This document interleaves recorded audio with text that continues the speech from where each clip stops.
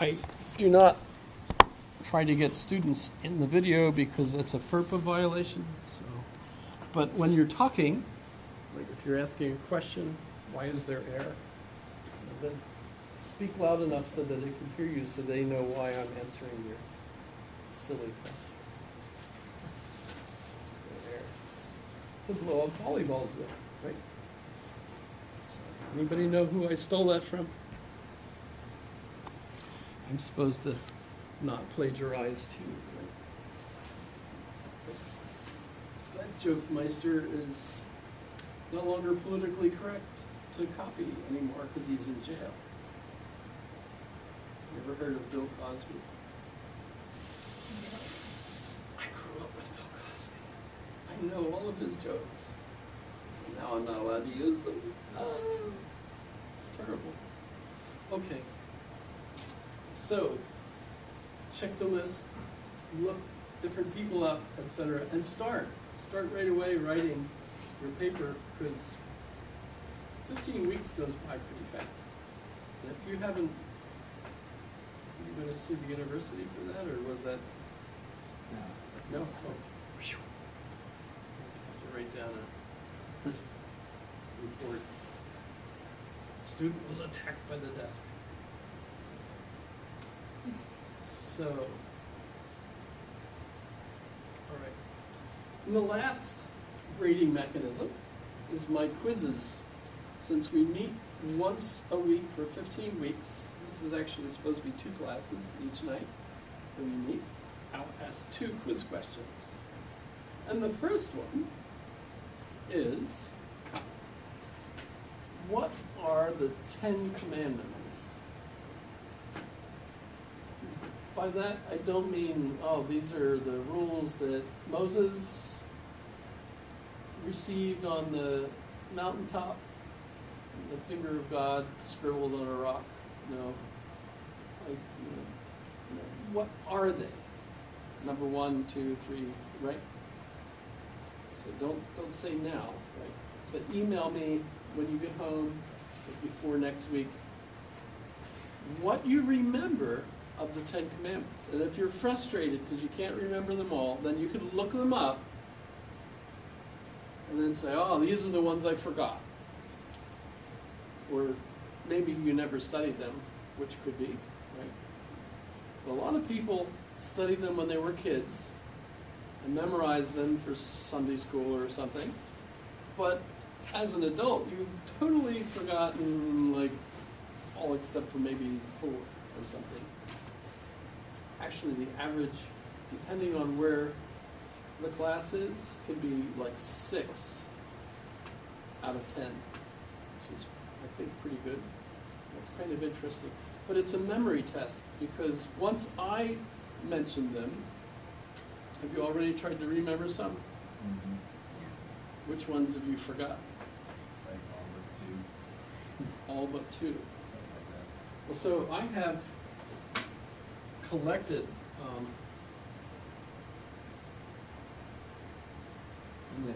George Carlin, he's like, there's 10 commandments, but there's only 3 of them that really brings matter. them all the way down. I think he brings it finally down to 1, right? I think it's 3. I think it's 3. He's like, there's 3 of them, and then they just take different forms. Like, that's smart. George Carlin, he's good guy. So under my class notes, I have other items, and under other items I have, so favorite commandments. So these are some that I get, that I've gotten, that are not correct. Thou shalt right? not sleep with thy neighbor. Thou shalt not covet thy wife.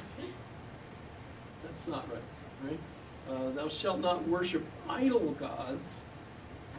Those are the gods that are lazy and don't do anything.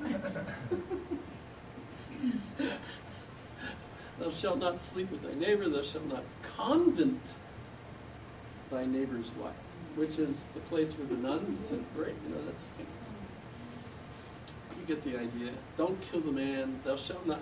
Some of these you can tell are from people that are on post, because they come up with don't speed on base, right? You know, love thy neighbor. Thou shalt not read philosophy out loud to your coworkers.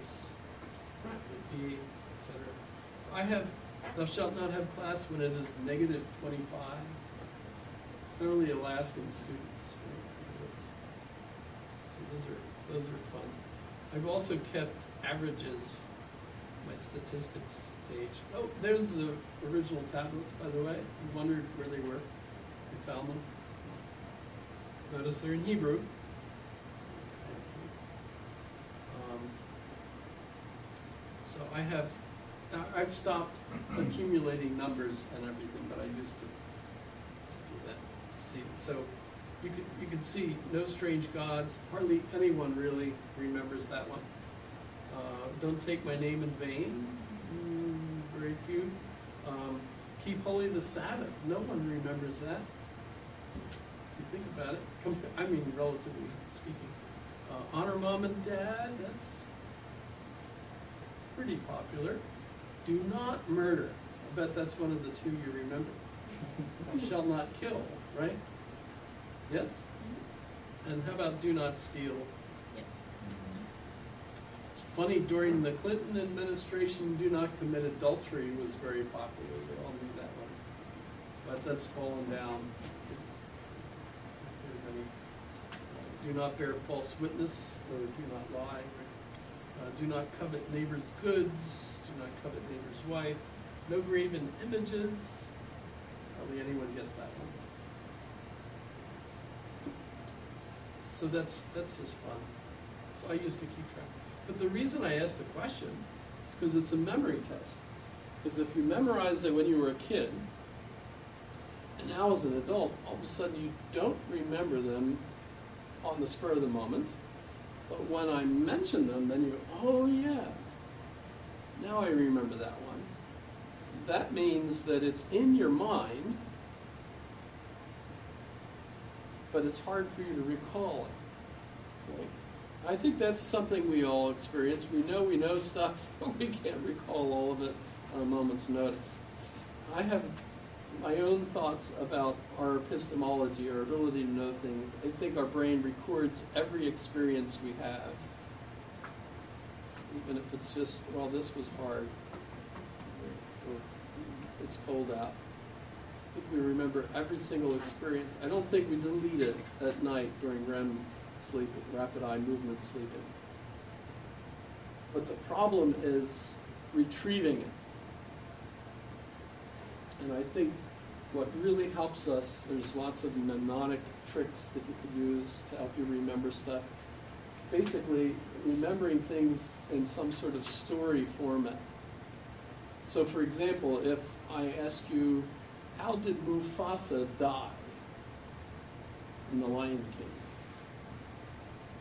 How did he die? We were fighting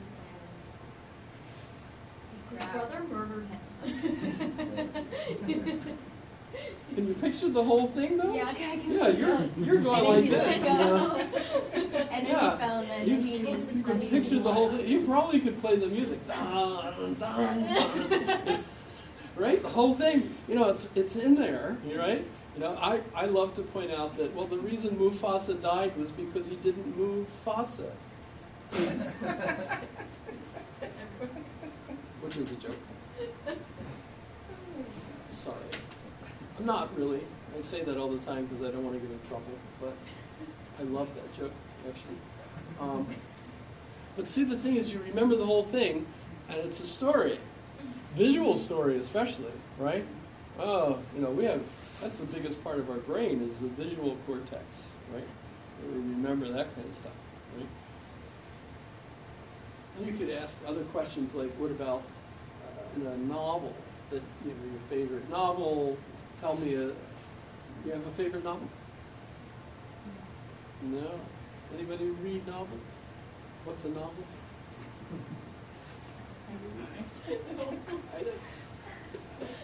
It's a whole bunch of tweets all lined up together.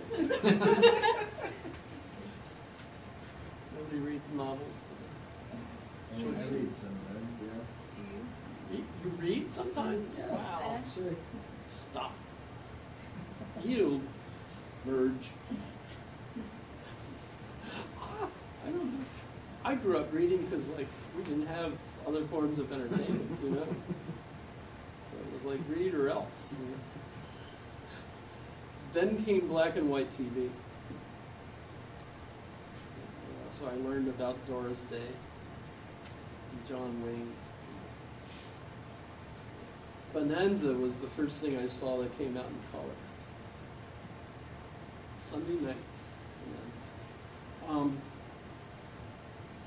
I'm old, kind of, sort of, but if you do read, and you're not seeing the visual, but you're creating the visual in your mind, I think it's the visual sequences that you've created in your mind that you remember that go with the writing, which makes it difficult if it's technical writing. Because technical writing, you can't create a narrative out of it, right? And then we have a hard time remembering it. And by the way, the Ten Commandments, that's a technical writing. The one commandment doesn't lead in a story like into the next one. So the only way to remember them is to memorize them and repeat them over and over again, right? So that's kind of interesting. So if we can create narrative stories and embed what we're trying to learn into the story, then, and traditionally, by the way, most cultures have stories as the traditional way of teaching their young, right? Alaska natives, right, who study their cultural teachings and their stories about things. You know, the hunter going out looking for a sea otter, you know, rowing, you know, with the beat where they're not dancing around very much because they're in a little hut or snow igloo, right? Can't move around very much, and how do you hit your head? That's the ice. Plus that tells the polar bear where you are.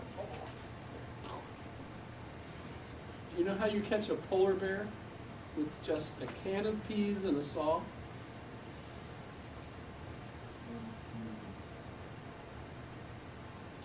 Take the saw, cut a hole in the ice. You open the can of peas and you sprinkle them all around the hole.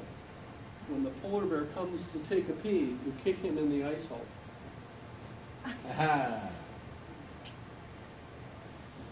That's a bad joke.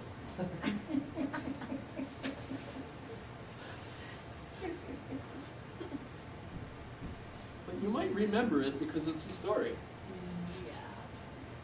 You could use lima beans, but it doesn't work, because when the polar bear comes to take a bean, that's not as fun. You know? So email me your thoughts on the Ten Commandments. You might also want to say, you know, I remembered these, I didn't remember these, or I never studied them. It's kind of an interesting, you know, how do you tie them in so that you can remember stuff like that? Not an issue with a philosophy class, because we've got a narrative. So you'll, I think, find the narrative pretty easy to remember. If you're taking algebra or trig, that's a different issue. How do you teach those subjects in a way that creates a narrative that enables you to remember why this, you know, formula solves this problem, etc. More difficult. So that typically when you walk out of the class, you forget everything.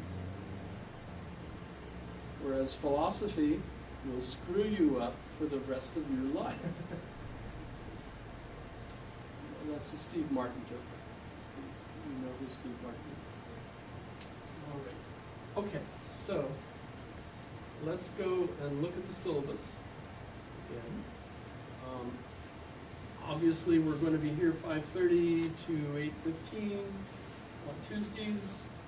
You can bring lunch or dinner. You can bring your devices. If you get a phone call and you need to, you know, answer it, you can step out. If you have to go pee, you're welcome to, etc. Right? You don't have to say "excuse me, please" or anything like that. I'm perfectly fine with that. You know, so we're good. We will take a break roughly halfway through if we think of it, hopefully. What else? No smoking, obviously, unless it's over an idea. Like if I point out, well, theoretically you can't move. Because in order for you to move, you have to go from point A to point B. But in order to go from point A to point B, you first have to go half the distance. In order to go half the distance, though, you have to go half that distance, and half that distance, and half that distance, and half that distance. In other words, from point A to point B is an infinite number of points, but you can't possibly cross an infinite number of points in a finite amount of time. Therefore, movement is impossible. That might make you smoke a little bit. That's called the, I guess we could call it the infinity paradox.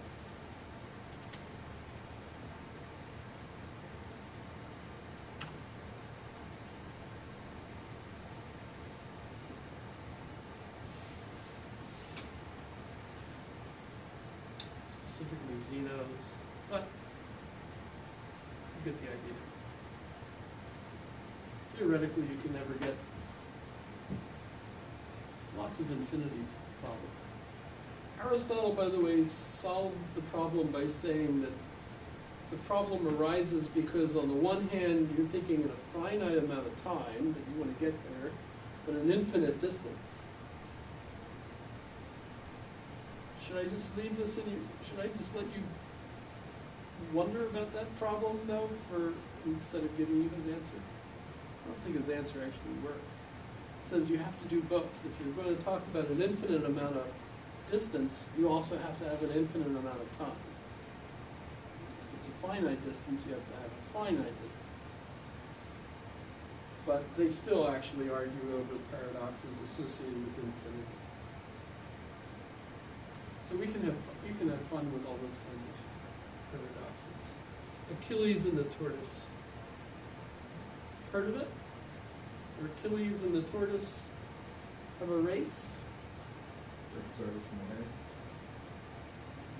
Well, the tortoise and the hare, the moral of the story is you keep at it and you win, even though you're a tortoise instead of a hare. Right?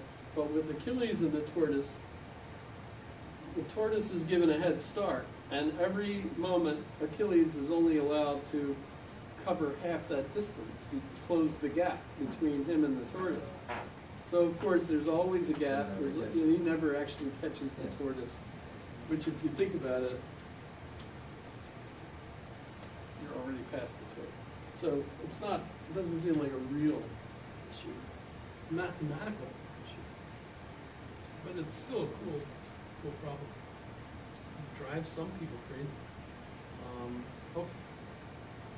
So, this is our first lecture. Notice what I'm trying to do with the syllabus so that you can click onto the links for my notes and things of that sort. So what is philosophy? You can go to I think the article I have here is James's article about philosophy. Oh, it's lost. Oh, no biggie. You could just search William James philosophy if you want. There's way too much to read constantly, so it's not an assigned reading actually. But what's essentially his point is philosophy is really our history of thought. Literally, philia is Greek for love, a specific kind of love. If you're familiar with C.S. Lewis, The Four Loves, philia is like brotherly love, or the kind of love you have for a subject, a common interest, right? And brotherly love in that sense, he interprets as we have friends, and the reason that they're friends is because we like the same things. So we're kind of arm in arm with one another, looking at the things that we are interested in. That's kind of what a friend is. Right? That's C.S. Lewis, Four Loves. Short, absolutely wonderful little book. Agape is God's love for the world, right? So if you're familiar with that, that's kind of a one-directional love. We don't really have agape for God, at least as I interpret it. But agape is the love that God has for us. Eros is the more famous, especially in America, love. That's the sexual love. And C.S. Lewis points out that that's different than a fetish. And so if you just love having sex, that's not eros. Eros is when you love a person, and it's a sexual love with that person. But you love them for them, who they are themselves. Right? So, and then there's storgy, which is the kind of love you have for like your favorite chair, or your favorite slippers, or your kids. That's C.S. Lewis. I think it's hilarious. Right? It's just fun. But in any case, so those are 4 different Greek words: agape, storgy, eros, and philia. But philia means love as well, but Sophia is Greek for wisdom. So philia sophia, philosophy, is love of wisdom. It doesn't necessarily mean you love knowledge, because Sophia doesn't necessarily entail wisdom. You know, knowledge doesn't. Wisdom and knowledge are not exactly the same thing, right? So that's kind of interesting. But so love of wisdom is essentially philosophy, wanting to know things. You know. So really everyone today is a philosopher, because you all go to school, high school minimum, right? So theoretically, as the Greeks would have meant it, everybody in America is a philosopher, because you love to know. But of course we also think of philosophers as a few really amazing individuals, like Bertrand Russell maybe, or Roger Scruton, who just died on Sunday, or Descartes, or Hegel, or Kant. Right? We have specific ones in our tradition that we think of as philosophers. But really, it's easy to see why everyone is actually a philosopher as well, if you're interested in knowing stuff. Right? So, love of wisdom. We learn the tradition. That's what this course does. It teaches you what the tradition has been. And the argument, too, is that by going through that tradition, it helps bring you up to speed, basically. So if you think of there being an ongoing conversation about the nature of the universe, the nature of things, etc., what makes life important, and so on, that's an ongoing conversation that we can trace back to Plato. And it's still going, and we are progressing. We're actually way farther along than any of those Greek philosophers were. But to understand how we got to where we are today seems to require us to, at least be familiar with the tradition so that we know how we got to the way we think about things today. So that's one of the main goals of this course, is to make you feel like, oh, now I understand why we're so screwed up, or something like that. How we could have someone as president that so many people dislike and other people love, right? How could we do that? Notice the same thing is in the case in Britain right now. Boris Johnson even looks a lot like President Trump. They both have the blonde hair that goes, right? How they do. And they both wear the same kind of ties. It's kind of amazing, right? What it is. So we'll go and learn the tradition, and taking up the quest, in a sense, by bringing up these kinds of questions. I don't know about what happens to you, because of course, when I was a kid, roughly your age, I guess, or so, I was in the 70s, and I was raised Roman Catholic, and I thought, well, the priests knew all the answers, right? And so I went to college thinking, yes, all the stuff that the priest told me, that was true. And then I got to class, and I remember Mr. Williams looking at the class and saying, if God is all powerful, can he create a rock that's too heavy for him to lift? And I knew God was all powerful because the priest had told me that, right? So if God was all powerful, there was nothing he couldn't do. So clearly God could create a rock that's too heavy for him to lift.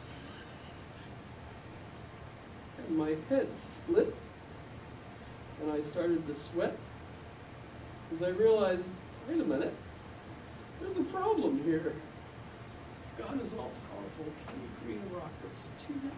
Well, no, he can't create, but he can do anything except create a rock that's too heavy for him. No! So it took me 8 years to figure out how to solve that problem. 8 years. And then I joined the Army. So, see where that led, right? So, I took up the quest. Once Professor Williams asked that question, I was actively in the quest. I had to find out the answer to that. And then another question and another question. Before you knew it, I had so many questions that I was trying to answer. So I became a philosophy major and did actually find all the answers. I now know everything, and I'm all set. Okay. So we study the tradition, and the main way to do that is to read the text, but as I mentioned, there's way more text than you can possibly read in a lifetime. So what do you actually do? You need someone who's kind of like Kylo Ren says to Rey, you need a teacher. None of you recognize that. Nope, sorry. Because you're too busy with your life to go to the movies. Star Wars movies. Oh well. So, I kind of explained it. So, 3 main questions we want to know. Who am I? And that's not just, oh, I'm Bill Jamison, 206-428-256, married. Not sure what retirement is, kind of person. But what is my place in the universe? And how do I maintain that place? These are actually questions I learned from a sociology class, from Peter Berger, one of my favorites. He's dead now too. My favorites are dead. Dying. I have new favorites though. So it's also part of a liberal arts education. And if you think about it, what does your liberal arts curriculum help you with? A lot of folks are concerned about making sure that everybody gets enough STEM education, right? Science, technology, engineering, and medicine. Medicine? Is that right? STEM? Is that what's mathematics? 1 plus 1 equals 2.5? I forget how it works. Well, the idea is that STEM is supposed to give you jobs that pay more money. By the way, that's true. My son got his civil engineering job years ago, and he's been working for an engineering firm ever since. That week, he graduated and got hired by a local engineering firm, making more money than I've ever made, period. Right. So that works.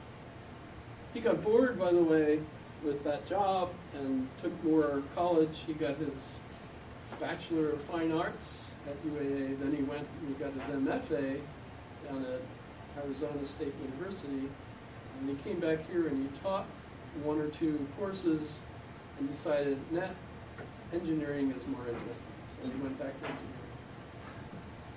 So that's kind of I think he could still teach every once in a while, and I don't think he ever actually gave up the engineering job. They let him do a sabbatical or something. But, yeah, he makes way more money. So if you're interested in money, those are, I think, skills that are really important. But notice he also got bored with it. And that's because philosophy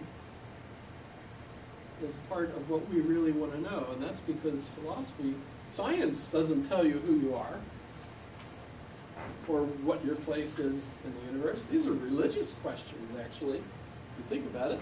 It's what religion has always tried to do for people, right? And so, of course, you could think, well, living in a society where a lot of the educated have basically thought religion is old-fashioned, nobody believes that stuff.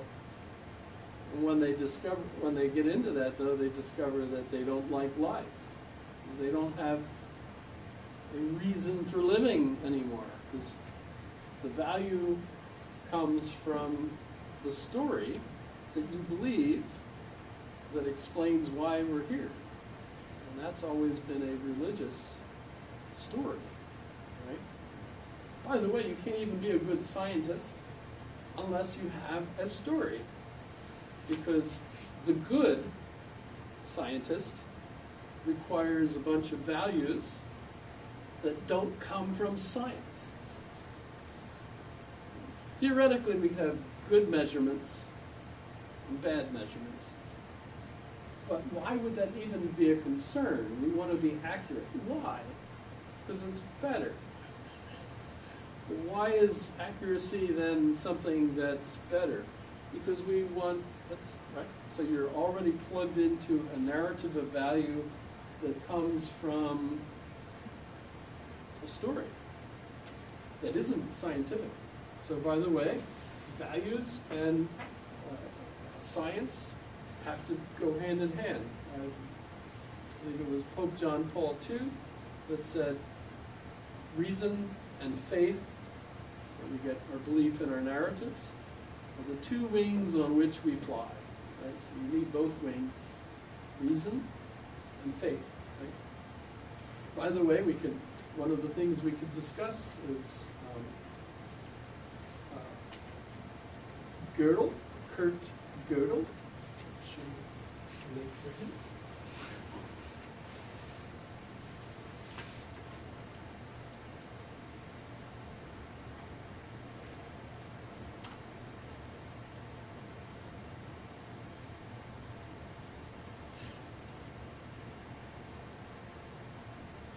So Kurt Gödel gave us what's considered a proof. It's really quite easy. It was a difficult proof because it's a mathematical proof, but essentially what he demonstrated with his proof is that all complex systems, like arithmetic, for example, complex system, like a symbolic system, right, are based on axioms, right? Axioms. Axiom means undoubtable. A means not. Sion means you have to believe it, right? So it's undoubtable. So all of our complex systems are based on axioms that cannot be demonstrated by the system itself. So for example, if I believe in numbers, you guys familiar with numbers? So I've got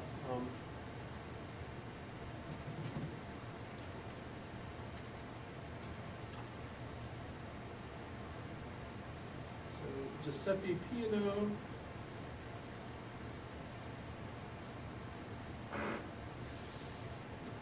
gave us axioms. The first one, for example, is 0 is a number.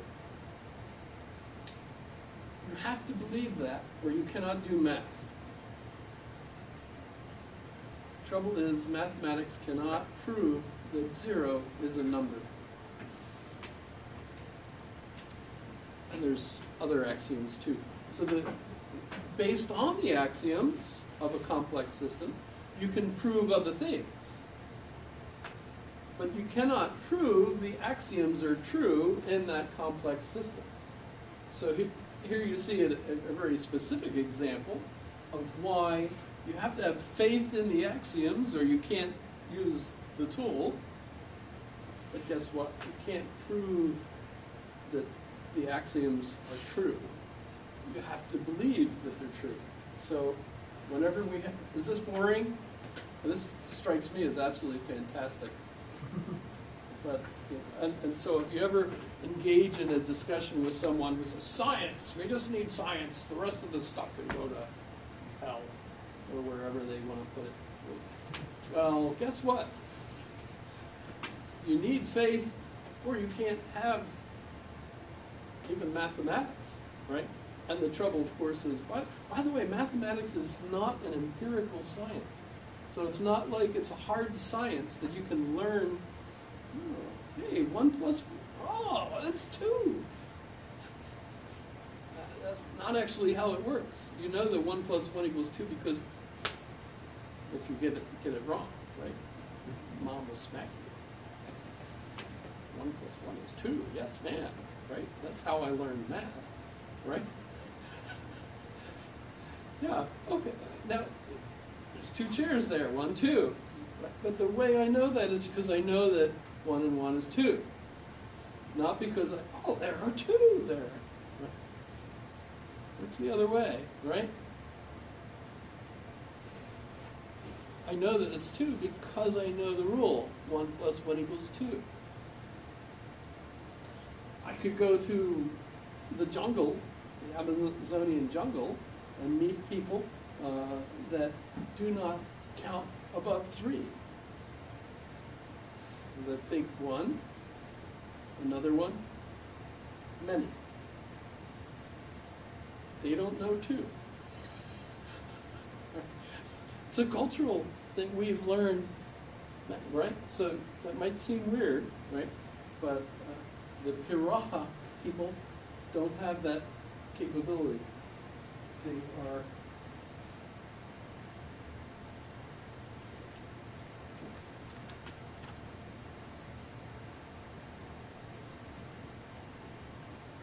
wow, I didn't even know this was going to be there. Oh, commercial, right? As his fluency grew, Everett began to realize something was missing. The Piraha have no words for colors, no past or future tense. It's a language without number. So there are humans out there that don't have number currently. I don't know how many groups there are, but of course these are Amazonian folks that have not been touched by civilization. Everett is a linguist that studies language in kind of its native environment, if that makes sense. Pardon? How do we not have numbers? The book I read by him was called Do Not Sleep. It's a language thing. Numbers are merely represented. They just don't have They just don't have American numbers or what? they just don't have a representation for them. There's no need in their society for numbers. So in their society, they're not counting how much one person has or if they, how much they have. They're counting like either like you have 1 to say, oh, I have this, and then but then they don't need to say, oh, they don't say, oh, I have exactly this amount because they've never had the need to. The need of that for what I think for our community to have numbers is because of greed. To say, oh, I have more than you. Saying, well, I have exactly in Egyptian times the hieroglyphs. They would count. They would say, oh, I have this many king or whatever, and say, oh, I have this many cattle to show what his wealth was. Well, then that's the number to beat. So then they had to come up with an empirical system to count what they, how much someone had. I guess just like my question is with like them, with like where they, it's definitely a community rather than individualism. my whole thing is like, well, what if the fish are scarce this year? How many fish do we have left to feed the community if there's no, if we're not counting? They Is say, there enough to feed? they say, so from what I know of language, they say a lot. They have words like a lot, they have a little, and they have, I think there is a word from, I watched a documentary on that actually, and they have a word for enough. So they Okay. have enough, but they don't. But how do they know what enough is? If they don't It's have a a number? guesstimation. They don't, they, We have from more what than we they. had last year, we have less than we had I'm 2 years ago. I'm pretty sure they couldn't even guess that. Because they You don't think the have elders their- keep track of without the numbers, it'd be just I strictly don't think like they a do. visual They thing, have a right? lot or a Like- little is like basically. look at it Oh, and go, that's- this is enough, yeah. you know, it's like, I don't know. Well, like, you think it's the just not elders, very definitive. you think the elders weren't like, well, this time last year, everyone had 3 fish for dinner, or everyone had this many fish for dinner. They, Well, because what I that's what think my is, thoughts are. Yeah. It's like just one simple meal, not like maybe enough fish for the year, whatever. Just like, okay, I need to fish to feed us tonight. And you're like, How hey, many we have fish is one that? for him, we have one for him, we have Or this even- many Or even fish. just like, Like, we how do don't you- have fish. How do you Yeah. not come to that thought? Even if you don't use the word one, you know, you'd think you'd still need some kind of way to assign. You need Enough, it, you need it, right? you need, we all need something. I just don't understand how there can't be There's the book. some number system. He's written, I think, other books since. I haven't read any of his newer ones, but I did read this one years ago. There's actually a linguistic controversy over the way language works in human minds between Everett, who's the author of this, and Noam Chomsky. You've heard of him? Noam Chomsky. He's rather famous, although for mostly not really good reasons. He's just a really annoying liberal. If that's, you know, what, you know. Yeah, that's, you know, if you look him up, I think he's a 80-something, but he's always got something negative to say about anything you might have been affirmative about, you know. That's, but years ago, when he was a young linguistics professor at MIT, he had an argument that there's basic universal characteristics of all human languages. And one of them was that there's a depth grammar, that even though we've got, you know, all sorts of different languages, that there's a depth grammar that all of those kind of share. And Everett is on the side of arguing that no, even that kind of grammar that structures the language is cultural, environmental, and not something that's universal with all human beings. One of the main things that Noam Chomsky argues that all humans have is recursion. So for example, I just told you that one of the things that Noam Chomsky said that all humans have is recursion. That's an example of recursion, just so you, right, because I just said, Noam Chomsky said that we all share recursion. That's another example of recursion.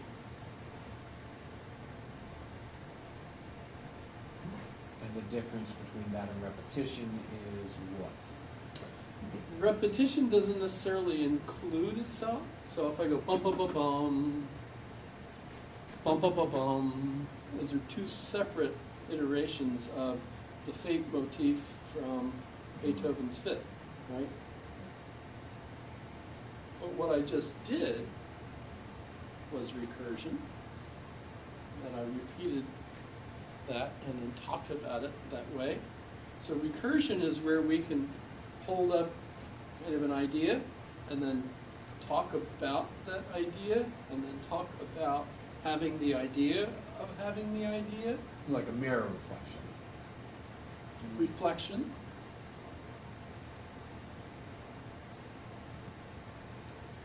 Which gives us a significant amount of depth. Can you think of any animals that do that? Have that ability? I'm trying to figure, we have this tool here. So there's, don't sleep, there are snakes, by the way. That was something that they say in the Piraha, because they do have snakes, and theoretically they don't sleep, because while you're sleeping, the snakes can come in and bite you, so you have to sleep with one eye open, I guess.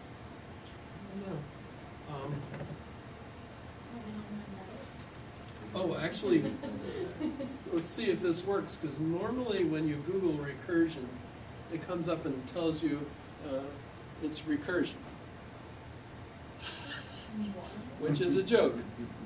In other words, it's giving you an example of recursion as the definition of recursion. The repeated application of a recursive procedure. You're never supposed to use the word itself in its own definition, because that's recursion. Paradoxical. Recursion. You could use Wikipedia. This is an example. For example, I don't know if you've ever seen this. That's a tin. And notice that it's a nun holding a box, and it's the same box. So there's a picture of her on the box. And by the way, she's holding a box. You kind of get the idea that there's an infinite regression, at least till the pixels run out. Right? A visual form of recursion, right? But human beings can do this. Don't pick your nose. What did I just tell you? You told me not to pick my nose. Your kid's already able to give you an example of recursion. Whereas if I said to my dog, don't pick your nose, that would be really dumb because they don't have fingers. Let's say I did say that, right? Then I would say to the dog, what did I just tell you? The dog isn't going to say, you told me not to pick my nose. Right? Because dogs can't do that. Yes? To your question before, what animals can do it, it would be primates, because they're able to communicate with us through sign language and everything, and then maybe with recent research Elephants. about it, elephants and also octopus. And dolphins, I think. Yeah, they can talk to us.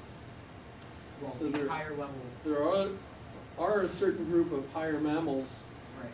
That can and that can well, do, technically non-mammals. that have languages probably. Right. They have their like whales. Well, we've heard their. We actually don't hear their languages. They have sonar. And they're able to have, one of the researchers say, an in-depth conversation with anybody, and they also have their own dialects, same way as people do, as we talked about earlier, and everything. So that we're able to talk Different to groups have different different cultural groups have different things that they dialects. pass on to one another that the others haven't learned. So, well, we can't actually hear it, but computer programs can tell you if they hear a certain whale sound. They can tell you if it's been recorded before and what colony it came from. So you can tell what mammal, what whale you're listening to without even having to see the animal. Just listen. Same way, if you heard your friend, you would know it's their friend's voice and not just some string. Mm-hmm. And what did you have to add? So there, I know this is gonna be like the most Gen X thing that I can say, but there is a girl that I follow on Instagram, and she got buttons that when you press it, it says a word, like when you like the stop button or whatever. And she set them on the floor, and each button is assigned a different word. And she has been able to communicate with her dog through them. The dog communicates, goes over and presses what button the dog is trying to say, and has formed sentences through it. I mean, it's amazing. So, even the dog example might not be so good Is there anymore. like a YouTube video of this or a link? Yeah, or- I'm sure. I can look it up.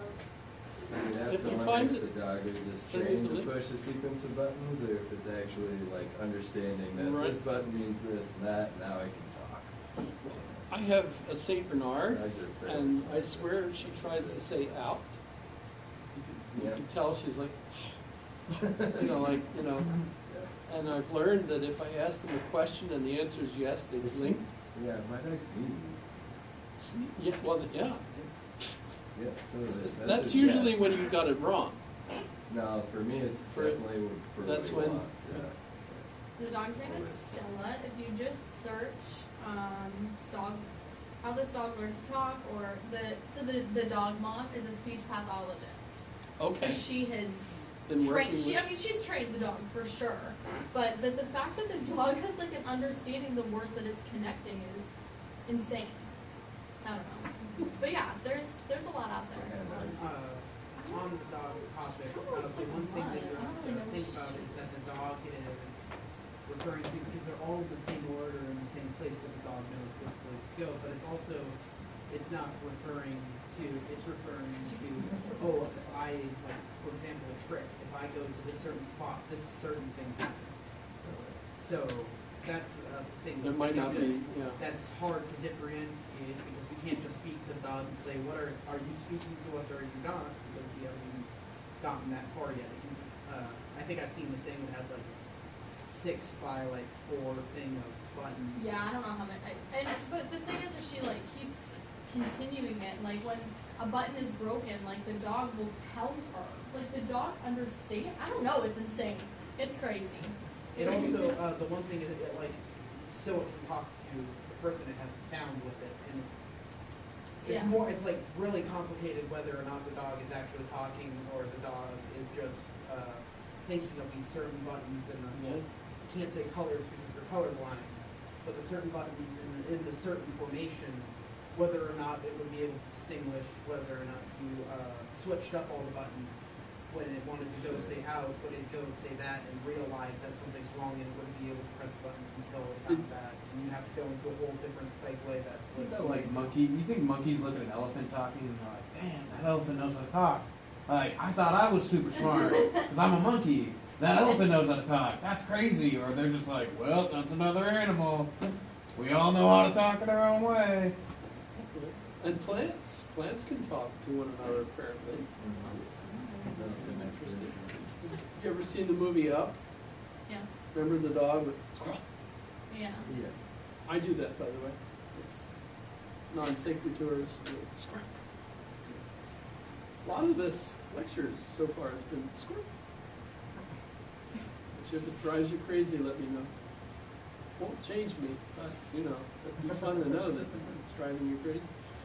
Okay, so let me just run through this real quick. There are 3 approaches to philosophy. The one is to go by topics. Another is encyclopedia.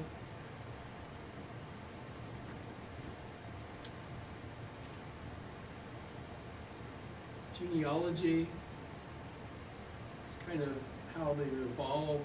And then the other one is the tradition. So I usually use the tradition, just basically talk about, okay, Plato, Aristotle, the post-Aristotelians, Augustine, Aquinas, Descartes, right? Go through the big philosophical names of the tradition so that you're familiar with them. And why they were there. Okay. We can go back, though, to the very first philosophers. The official first philosopher was Thales of Miletus. But keep in mind that that's because philosophy is a Greek word, and so we're trying to figure out who the first philosopher was. It would have to be someone who was Greek. It might not even be the case that Thales came up with the word philosophy. It might have been Pythagoras that came up with the word philosophy. But Thales is considered the first official Greek philosopher, and that's because he tried to answer a question which is considered philosophical, and that is, where did everything come from? And his answer wasn't based on a religious narrative, which, of course, there were plenty of those around. We have the Babylonian water narrative, the Hebrew water narrative probably picked up from that one when the priests were in Babylon in the captivity, etc. The Nile, the Egyptians have their water narrative. It's a lot of water narratives that everything starts with water, right? Thales argues that everything is based on water, but it's kind of a scientific thesis, where he argues that it's the building block of everything else, which the Greeks called an arche, which also is the basic root for archaeology, architecture, arch, right? So arche basically means your building block, how you're starting things up. So Thales is famous, actually considered one of the 7 wise men of Greece. There are some quotes from him. As far as we know, we don't have anything written by him, but the quotes might be. So hopefully if these links work, they could give you some of the things that are associated with Thales. But he basically argued that the building block of everything is water. It starts off with water. Roughly the next generation individual is Anaximenes, who argued it was air, arguing that air is thinner than water, so it must be logically that air comes first. So, right? Then the next one is Anaximander, who gives us the infinite. So the infinite, which is even finer than air, is the mathematical infinite. It's just absolutely a headache to try to figure out. Right? Meanwhile, so Thales, Anaximenes, and Anaximander are all from Miletus, which is Turkey today. There were Greek colonies there. But Heraclitus is from Ionia, and his arche he's still part of the conversation. And he argues that the arche is fire. But what does he mean by that? It seems like he means change is the only thing that remains the same. Everything is constantly changing. For example, there's a famous phrase, panta re, which means everything flows. And he also refers to rivers. You can never step into the same river twice, because it's a different river each time you try to step in it, because the particles have changed. By the way, I should mention these names if you look them up in Greek. I only had one Greek course. It was quite a Greek course for New Testament. But Thales means water. ANA means kind of a repetition of Humanes, but I never looked that up to find out what that means. But Heraclitus is kind of cool. Hera is where we get the word hour from, and so means time.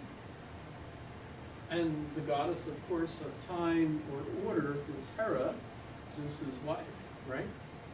And Cleitus means the honor of. So Heraclitus is a variant of the glory of time or the glory of Hera. That's kind of interesting. Anaxagoras. Agora is a marketplace. So, in a sense, the repetition of the marketplace is what Anaxagoras means. And he's the one that gives us atoms. And atoms are not cuttable. Atom means not cuttable. The Greek prefix a means not. A-N-A means the same as R-E in Latin. English is absolutely wonderful because we have both Latin and Greek roots, which makes us so confused. It's kind of neat. Pythagoras means speaking out in the marketplace, which is odd because he's famous for having a secret society. So that's pretty weird. And of course we get number from Pythagoras. The idea that the arche for him is very abstract. It's number, so 1. is the arche. Everything is built on one. If you have two ones, you've got two, right? And by the way, that increases dimension. So 1 is like air, 2 is like fire, 3 is like water, 4 is like earth. You keep adding dimensions, the more solid the thing becomes. Right? He's also famous for coming up with the Pythagorean theorem, which is absolutely based on the Egyptian tool. By the way, apparently a lot of the things that Pythagoras came up with, he got from the Egyptians. So that's kind of interesting. That's been demonstrated now because we found older versions of the Egyptian Pythagorean theorem, which they actually needed in order to build things like pyramids. So that's kind of cool. And by the way, there's also a book by Josephus. You've ever heard of him? Josephus, yes? In the Hebrew? Yes. It was the heir to the king and the priesthood of Israel when Flavius, Emperor Flavius, captured and destroyed Jerusalem. And by the way, he kind of surrendered and hailed Flavius as the Vespasian, as the Messiah. And so Vespasian adopted Josephus, and so he became Josephus Flavius.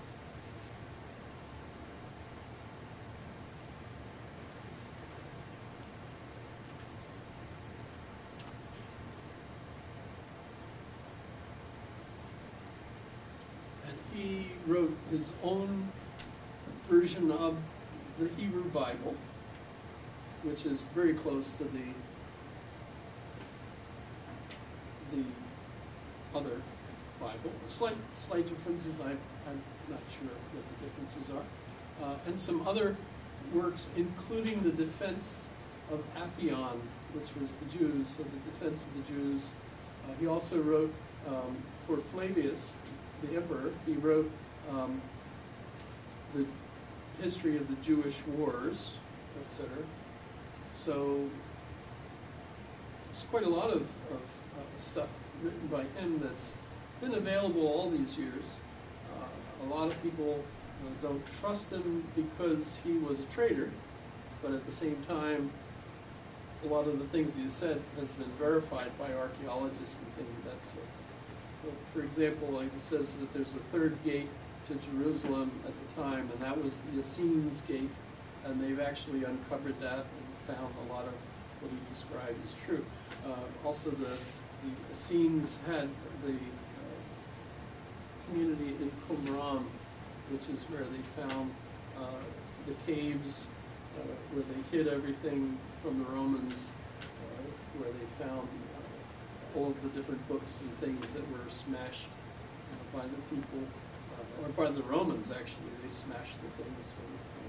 But they put it all back together. It's kind of amazing, because it was made out of sheep skins and so on, so you could use DNA to figure out which pieces went with which. So they've been putting it all back together again. They're also referred to as the Dead Sea Scrolls, because the caves look out over the Dead Sea there, if you're familiar with that. And so Josephus, pretty interesting.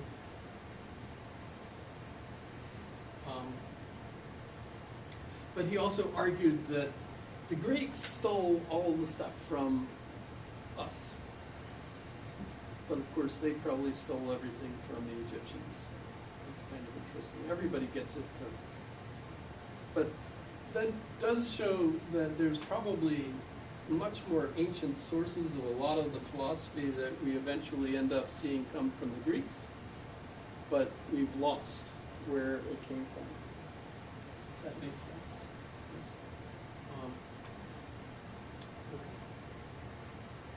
But Pythagoras, he's one of the ones that use a lot of things from the Egyptians. Parmenides, Parmenides, IDs, so it's like two unchanging ideas. And one of the most famous of the Parmenides problems is the problem of that infinity. You know, it seems like we can move, but actually we can't. We also have one universe, but it has many parts. So how can something be both one and many at the same time? It's one of those head-hurting kinds of puzzles, right? It's Parmenides. And Zeno was one of Parmenides' associates.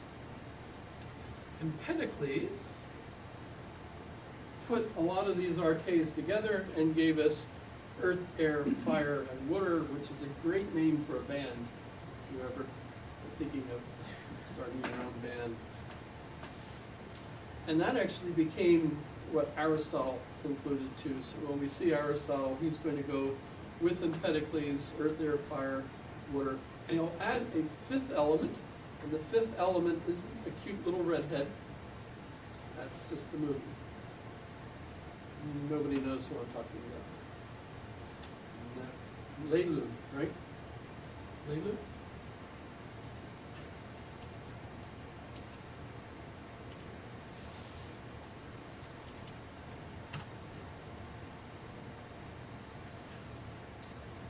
It's Leilu from the fifth element.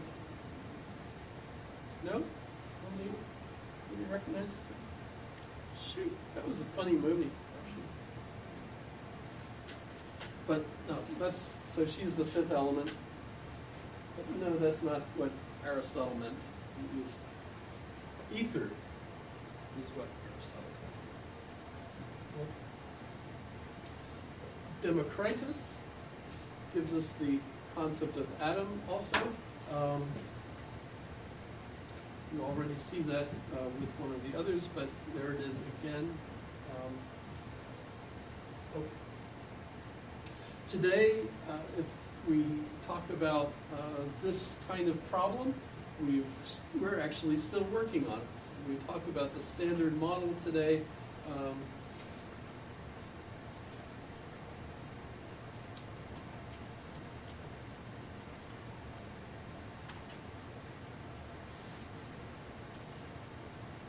have lots of different images of these. You've probably heard about all these.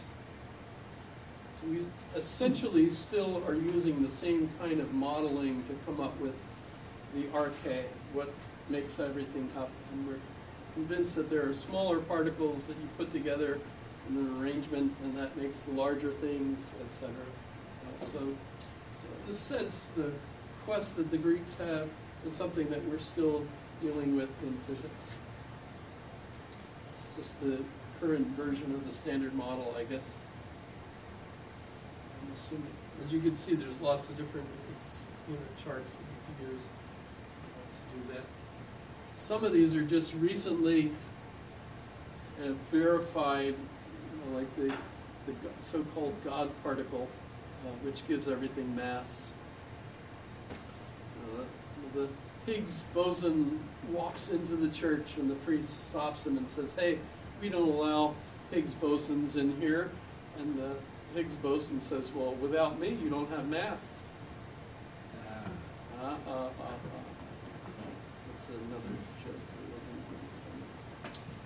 funny. Roman Catholic joke, I guess.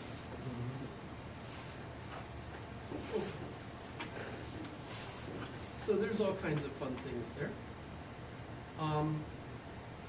Actually, I think I need to stay on that page and go down further.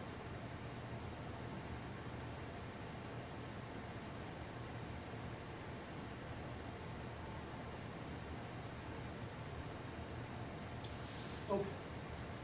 So the next group that we look at are the Sophists. The Sophists were pre-Socratic. These other philosophers, they also refer to them as pre-Socratic. That just means they're before Socrates. So it's kind of Greek philosophy leading up to Socrates. There's another, let me mention this too. Am I boring any of you to death yet? Or are you okay? I'm a little lost on what's your big picture here. I feel like we've definitely branched off into a bunch of little, seems kind of genealogical how we're going along. Okay, but so- what's our big picture here? So what I'm thinking of is in kind of like the history of what got philosophy started. Okay. These pre-Socratics are the original philosophers, and what made them significant in the Greek history was their attempt to answer this question. And They those did- are your first three questions. The who am I? What am I doing here? Yeah, How do I well, maintain they're trying to figure out what makes up the universe. They're still religious. All of them were still religious in the sense that the Greeks had a local religion. A lot of it was involved with the plays that they attended. They're referred to as cults, cultus, but that just means cult. It's short for culture, right? So they had a set of gods, like Zeus, and a whole pantheon, right? Pantheon just means all of the gods, right? Pan means all, and theon, the gods, right? So there's a whole bunch of gods, most of them local, associated with particular place. So they had that as part of their background, so they believed in these local gods and sacrificed at their local altars and things of that sort. Had songs. In fact, we could look at music, and there are people that have taken ancient Greek instruments and tried to rebuild their music from their writings, and so they were able to give us a glimpse of what their religious songs were like, and so on. It's kind of amazing because some of the things that go on in the Catholic Mass when I was a kid are actually still very similar to like the song of Apollo. Right? Apollo is the when we look at Socrates. Oops, okay, so some of those. Let me go back. Look at the readings for next. So I do have some things posted for you to read for next class. One of these, notice, is the link there, the Apology.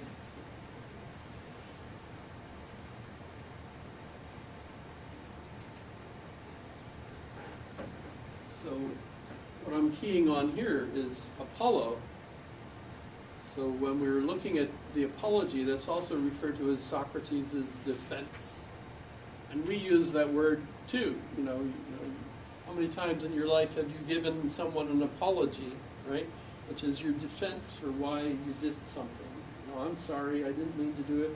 I was forced to by him, you know, or something, right? An apology, right? But if we look at the word, apo means of or from in Greek, right? And logos, the other root, right, is the reason. So in a sense, Apollo means the reason for why you did something. So literally it means the defense, your reason. What was the reason that you did this, right? But it's also a god, the god of reason, basically. But he was a god for other things too, right? So he's also a snake god, among other things.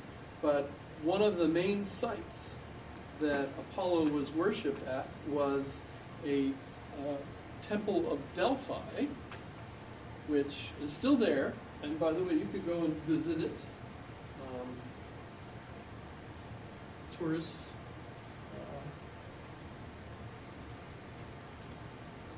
Now, just a historical bit. You said the Apology is Socrates' defense. That's because Plato was a student of Socrates, and he's reflecting on his teachings. Is that accurate? Right. There, it is a little more confusing. Plato is the author Right. of a whole set of dialogues. So, a book this big, roughly. They're all on the web in Right. multiple versions. So, silly for you to go out and buy an $80 book It starts off with a whole bunch of dialogues from Plato when you could just go and read all the Plato you want for free. You agree? That's okay? So, of course, the hard part is which ones should you read? Because you can't possibly read all of Plato's works in one semester. Well, I guess you could, but you wouldn't be doing anything else. Right? So one of the ones that everybody gets to read is the Apology. That's kind of why I picked on that. But I'll pick a couple more as well, right? But so the word apology is in the dialogue. Why? He blames Apollo for his behavior. His defense is Apollo. And he describes how this story happens. You'll see as you read, he explains a part of it. And that is at this temple, which is still here. In fact, if you go and visit Google, with Google Earth, you'd see busloads of people just slightly down the hill, coming up and walking around. And there used to be kind of a subterranean area. I don't know if it's still there. I haven't seen any pictures of that. But it was built right over a crack in the ground where volcanic exhaust is spewing out, right? It's a fault, a cross of two faults, apparently, right? The Greeks thought it was the belly button of the world, where the world started at this particular spot. And they had priestesses that would sit on little tripod seats on top of the crack, and while they were sitting there, they're inhaling this volcanic fumes coming up from the ground. And then there would be a line of people that would come up, pay the priests to ask them questions. And the priestess sitting on the stool would answer any question that people came up and asked. And this was the oracle of Delphi, right? And the answers were always goofy. You could figure out why, right? They're asphyxiated from the fumes, right?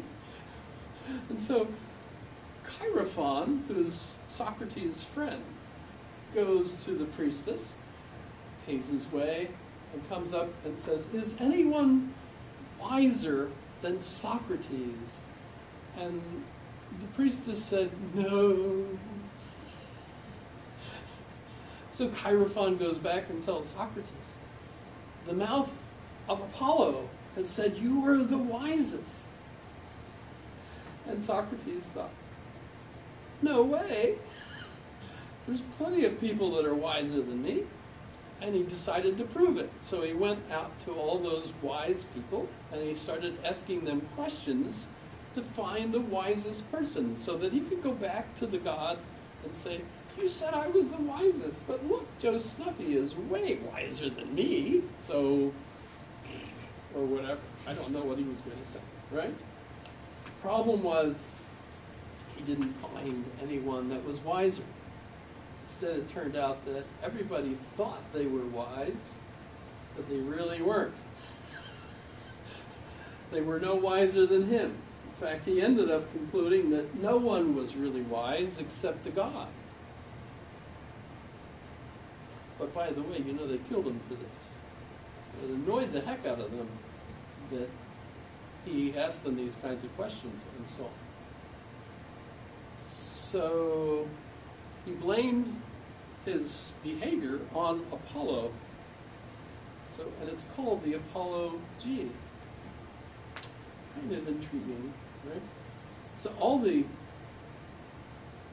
dialogues of Plato, Socrates is the main character.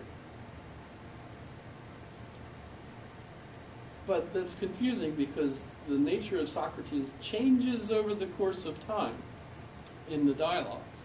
So, we traditionally say that there are 3 periods of Plato's dialogues. In the first period, Plato is actually describing Socrates the way he remembers him for the 20-some years he lived as his student. Well, he was 20 when Socrates died. Right? Then the next period, which we call the middle period, now seem like he's still using Socrates as his main character, but now instead of describing Socrates' answers to these questions, he's actually giving his own answers to the questions. And this is where we get what we call Plato's philosophy. Idealism is what we call this philosophy, right? And then the last set of dialogues are, this is where maybe Aristotle has had an impact on Plato, his student. It was Socrates, Plato, Aristotle. By the way, Alexander the Great, it's Aristotle's most famous student was Alexander the Great. But so Aristotle seems to have had an impact on Plato and made him question his own philosophy. And the last set of dialogues show all sorts of problems with idealism. So we get these three different groupings of the dialogue. It's arguable, of course, which dialogues are actually the earlier ones, etc. People argue about all of that sort of stuff. Is there a historical confirmation of Socrates' existence, or is it what we get from Plato? Same that issue is pretty much the same with like Jesus. How do we know for sure that Jesus existed? Right. A little less of a problem with, say, Caesar Augustus, because there's so much more sources about all the things that Caesar Augustus did, or Julius Caesar, right? All that stuff. But I don't think it's really questionable that there was a Socrates. It's interesting though. Socrates, krates means power, and so means like all the power.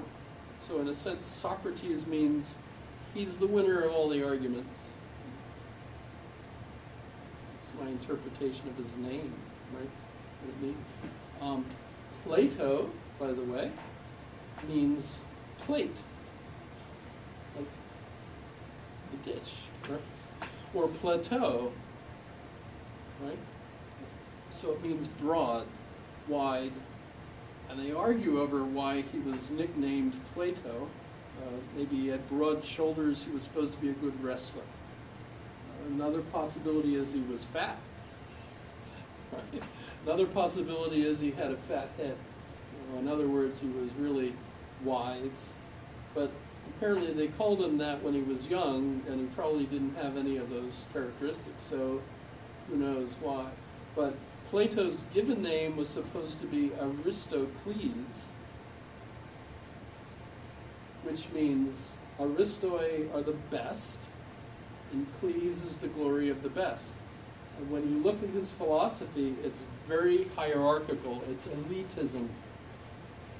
The good is the most important thing. And then you have really good people, and then not so good. And you can't help them, really. The good people are they're the best, right?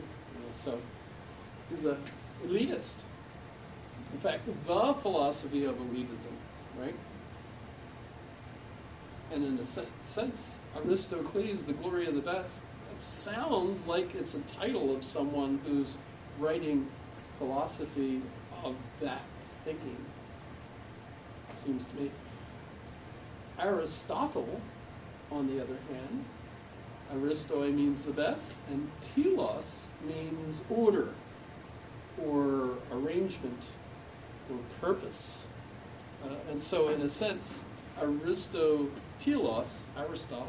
means the best order. And when we see his philosophy, you'll see his philosophy arranges knowledge in the best order.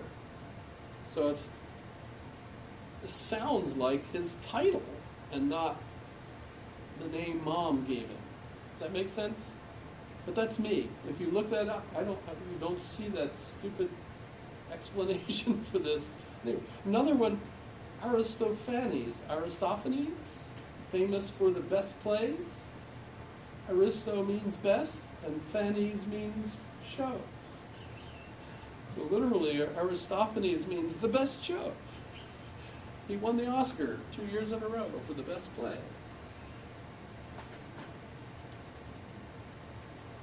And that's, I That's weird. mean, that's my big, the point of that is like, if everything is viewed in the sense that they're historical figures written in the value of historical context, you know, some of it is like, is that an original idea, or is that a 40-year later idea placed on an individual that we now lift Yeah. up? How would you because of- find out? How would you find out? I don't know. Yeah. It's not like we actually have graves and things. We do have statues, and some of them are arguably carved by someone imitating a carving of that individual that was carved by an individual that imitated a carving of that individual that might have actually been carved by someone when he was alive. But we really don't know. Is it practical to put their ideas in historical context, or to just leave them as eternal concepts that apply decently to every cohort throughout time? Well, the tradition applies them to particular individuals at in fact, we get, so if I look at, I'll just pick one.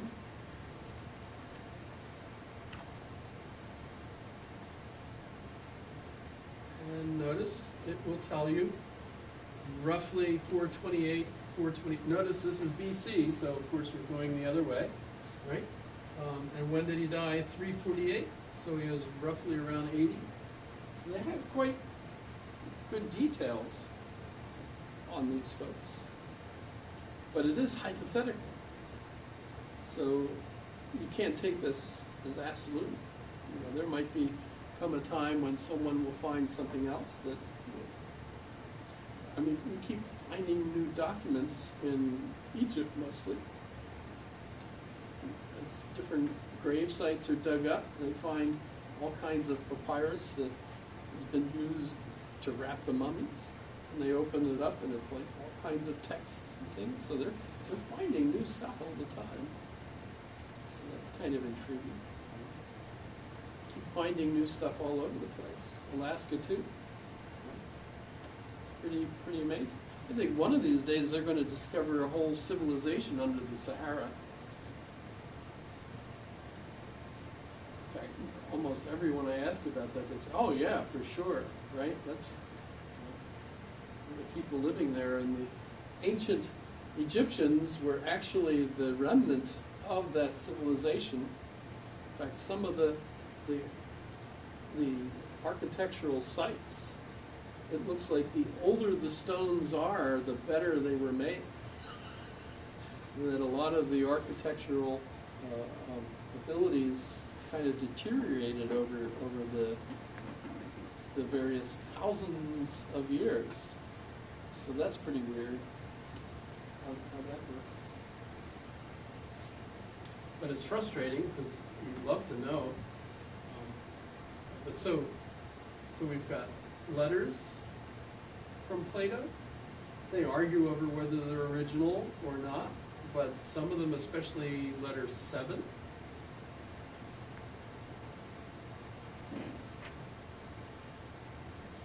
is considered to be biographical about Plato and so on.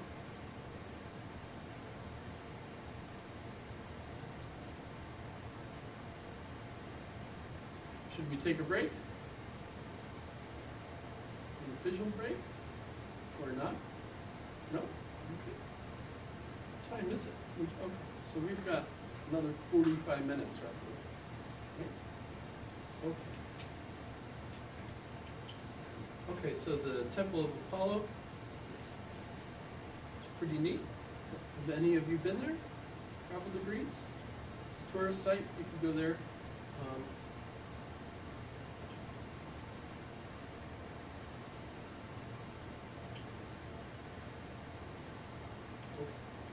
But so, next week, do read Socrates' defense, the Apology, and we'll discuss it.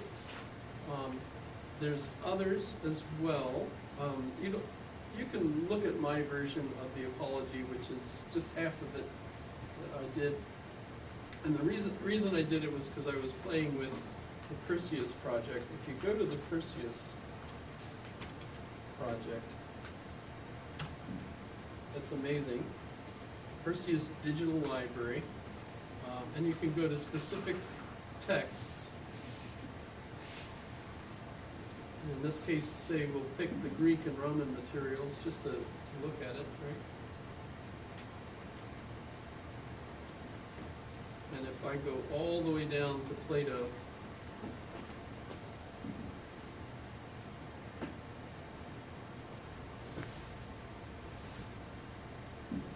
notice that was the Bible there.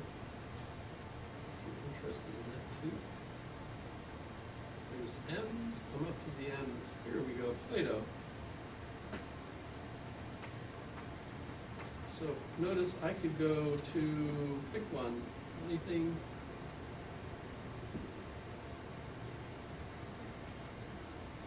Euthyphro. So notice you could go to the Greek text. This says Euthyphro, actually Euthyphron, that's an N, an N. But we can switch it to English. See over here? Change the focus, and now you have the English of it.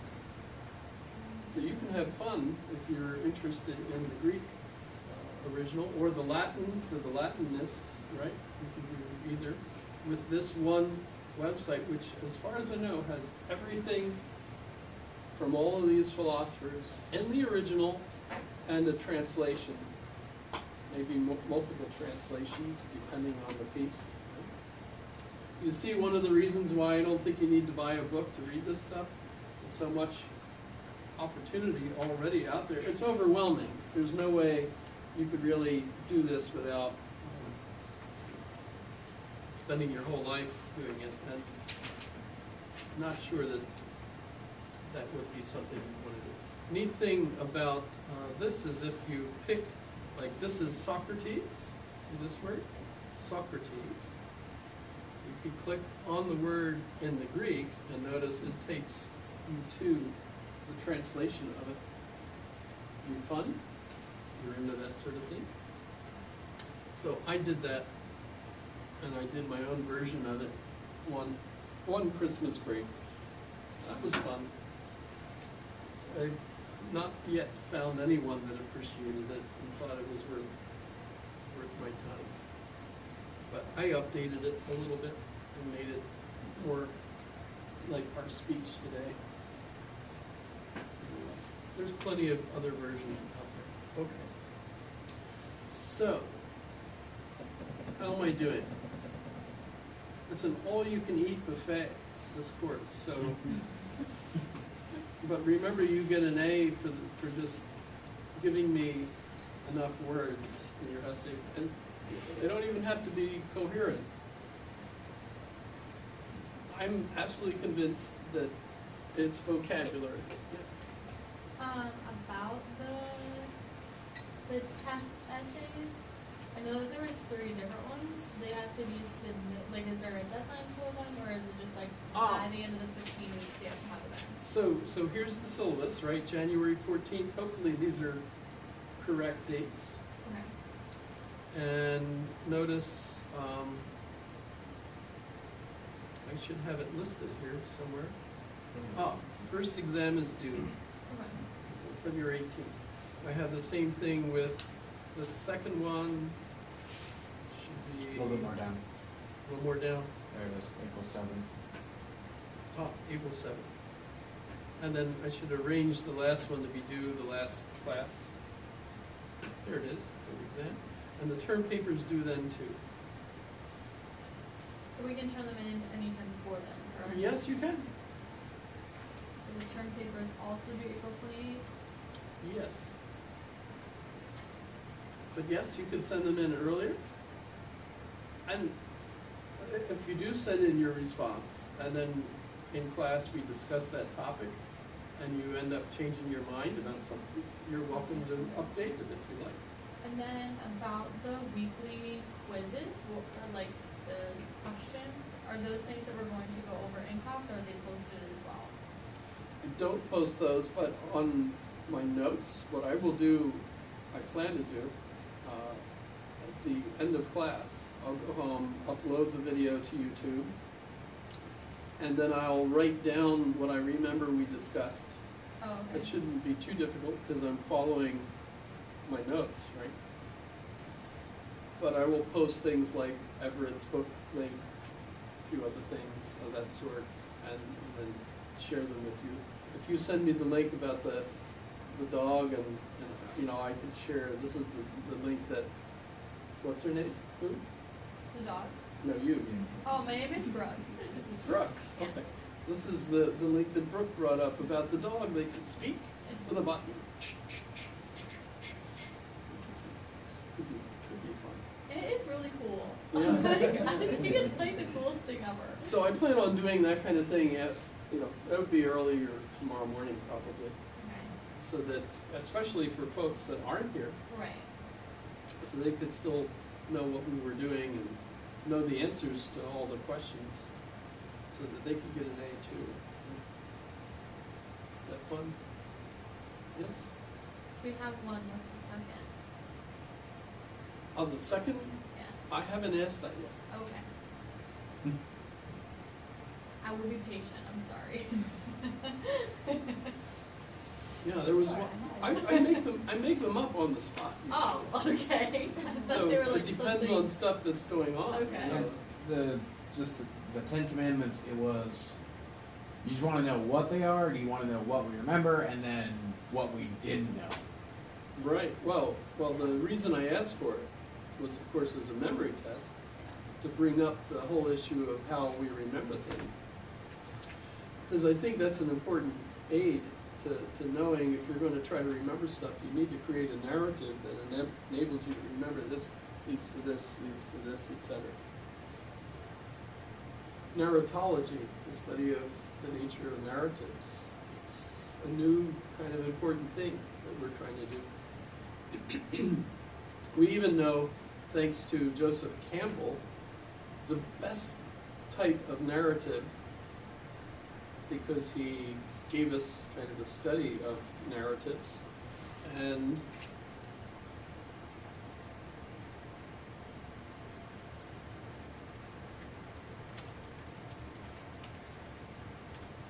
it's called the Hero's Quest, or Hero's Journey.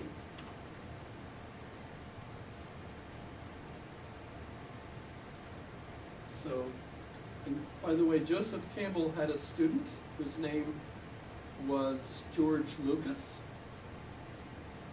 who used this theory to make a crappy movie that turned out to be an incredible hit.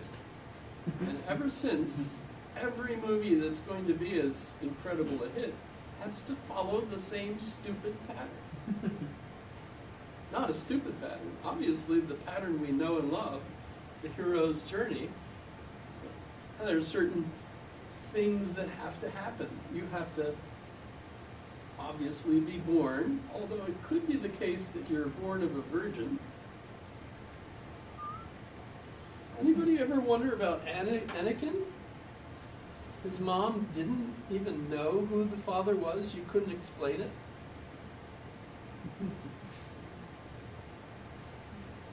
Yes? Weird. Isn't that weird? Right? Sounds familiar. Then what happens? You get separated from your parents. And you end up with a mentor who guides you through various stages of conflict, right? Obi-Wan, or what's Obi-Wan's mentor is the one that actually takes Anakin. What's his name? I can't remember his name. Shoot. Qui-Gon Jinn, thank you. So, right, so you go through harder and harder trials until eventually you end up with death. Right.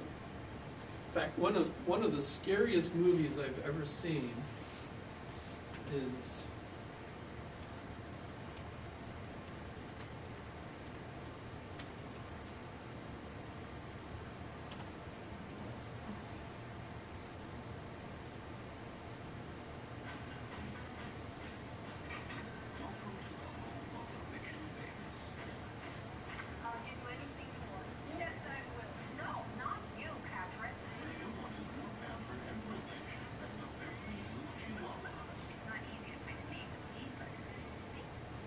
Have you ever seen this movie?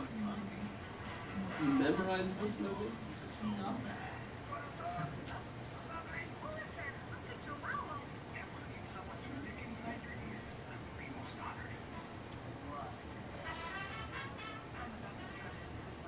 So she gets separated from her parents.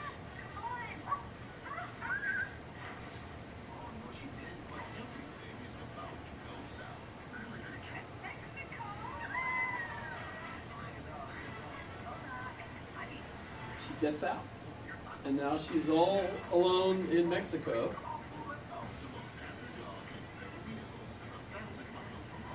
But she finds a mentor. It's a dog, right? It's actually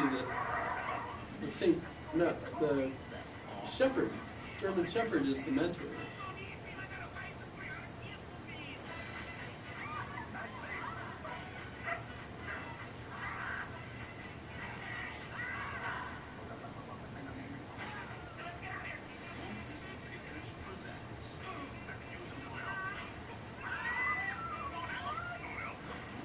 That's the mentor, I think.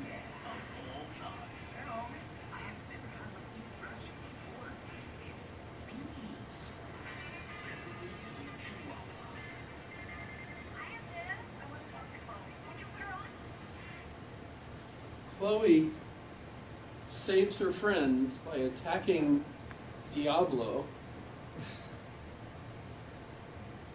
which is right, the devil, right? Doberman Pinscher. And apparently dies. She's lying on a rock with the light shining on her in a cave, and she resurrects.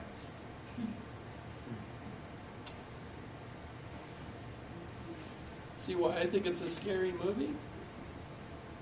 Totally because every kid that watches that movie is going to grow up, and when they're learning about Jesus, they're going to say, wait a minute, that's Chloe.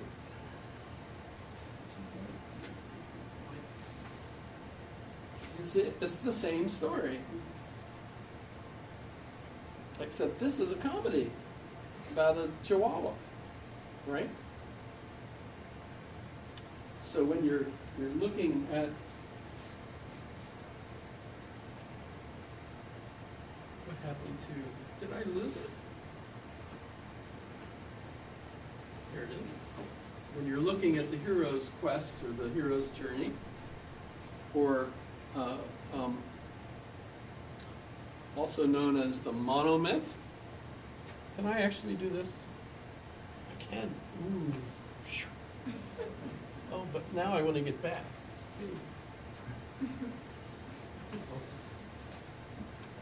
I haven't used a smartboard for like 15 years. They're much better now than they used to be. I have to upload any software to my laptop or anything. So that's pretty cool. So yeah, this is kind of his analysis of 1,000+ narratives. I don't know if he actually did 1,000, but the book that this was in is there was supposed to be 1,000 different versions of cultural narratives, and then what he did, of course, was kind of like isolate the main elements of the best ones until you eventually get to the point where the stories that we love the best have to have these elements in this sequence, and that's the one we really love. Right?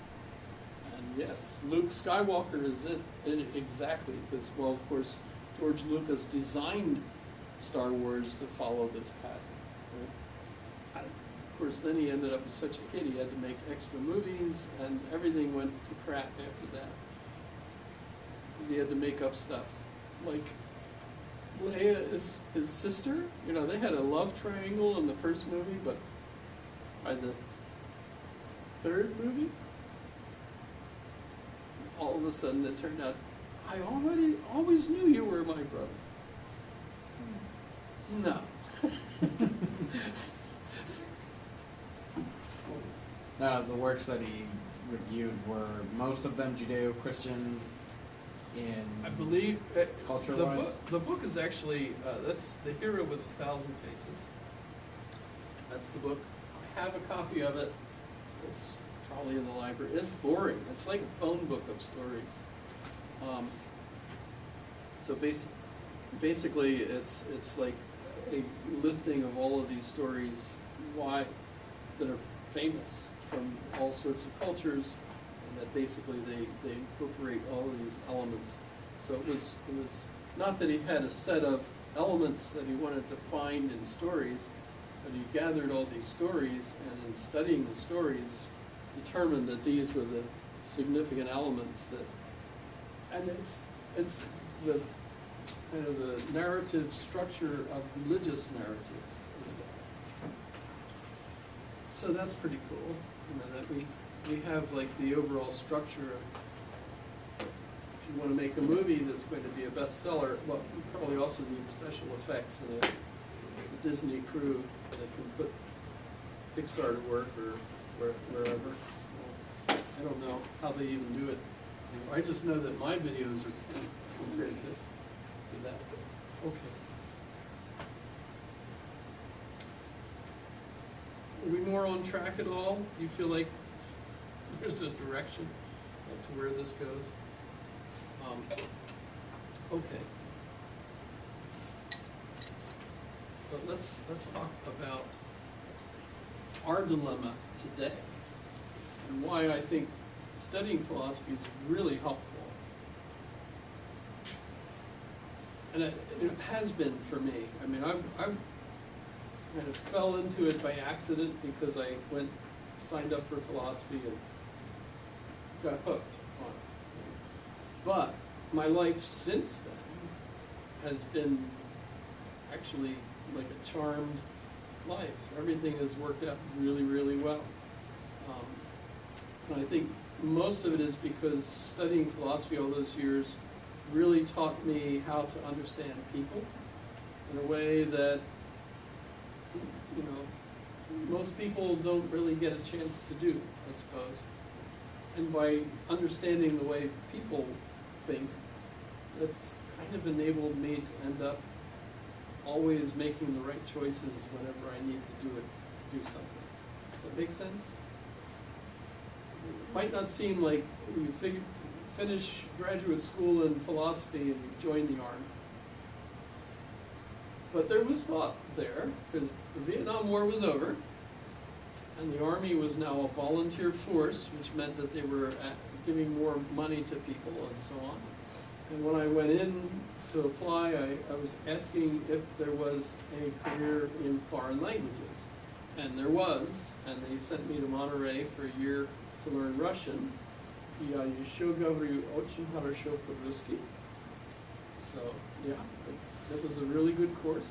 By the way, that's also what convinced me that all learning is essentially vocabulary learning, even philosophy. So what you're learning in a philosophy course or an anthropology course or a nursing course, you're learning the vocabulary, and of course how to manipulate that vocabulary.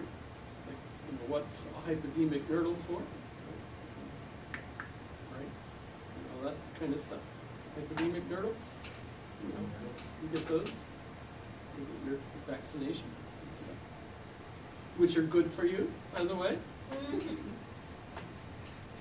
Unless you're Jonathan Edwards, who was the president of Princeton College when he was given the first smallpox vaccine in order to demonstrate to people that it was safe, and it killed him. So that's kind of unfortunate. And he was a philosopher, by the way, an American philosopher, Jonathan Edwards. Just so you know. I bet you the next guy did it right though.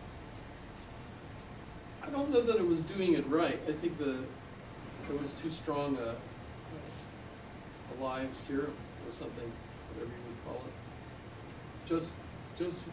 Jonathan Edwards. Can you find it?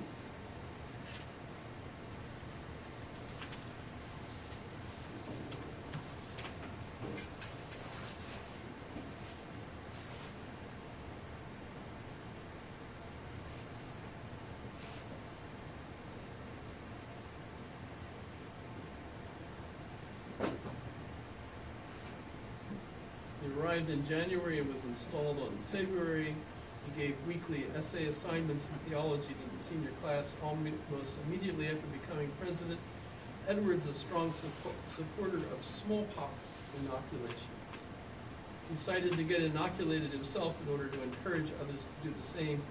Unfortunately, never having been in robust health, he died as a result of the inoculation.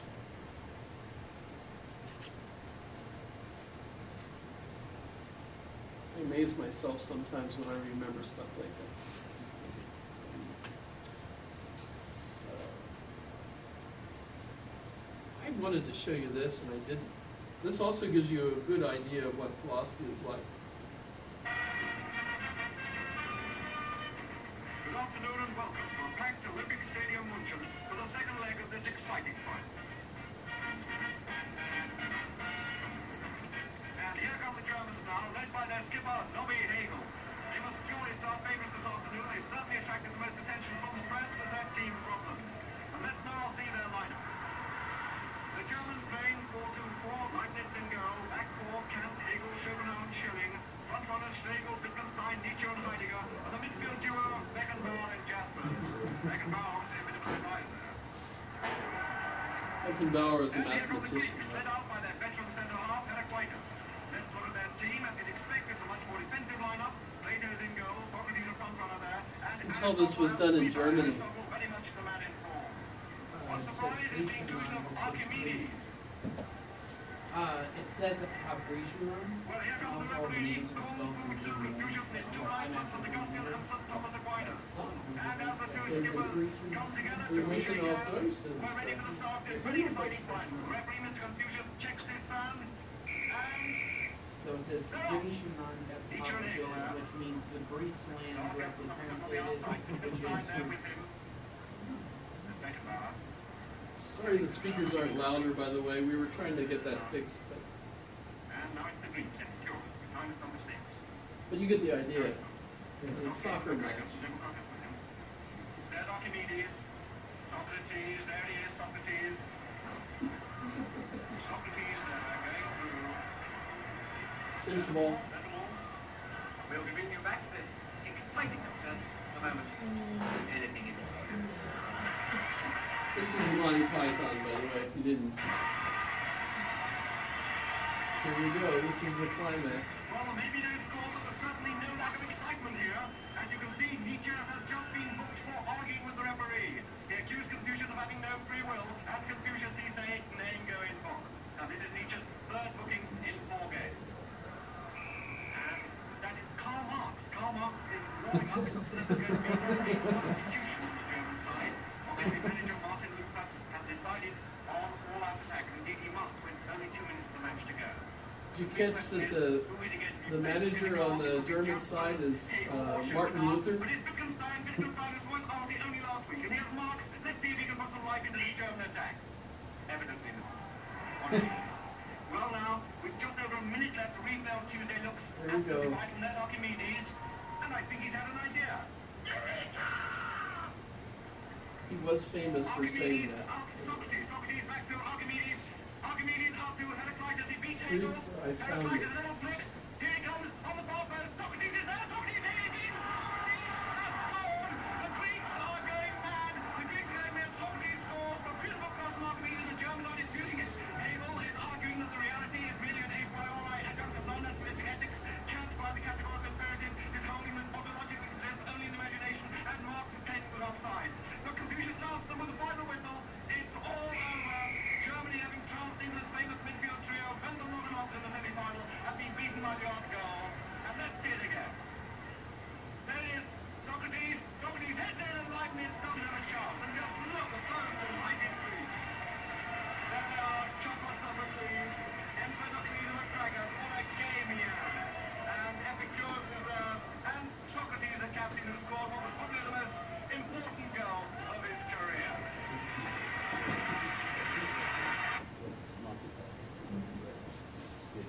So you see, philosophy is absolutely hilarious, but it's famous for people just sitting around thinking deep thoughts without actually accomplishing anything. But that's not really true. If you think of it as the history of thought, and you notice that we've got a lot more in our civilization than we did 2,000 plus years ago, we've definitely put our thoughts in order and achieved great things. We've got microwave ovens. So you can make popcorn in minutes, right? It's just one example. Smallpox vaccines, which don't kill people, as far as I know. So that's pretty cool. A lot of my friends are like way old. One of my friends just died the other day.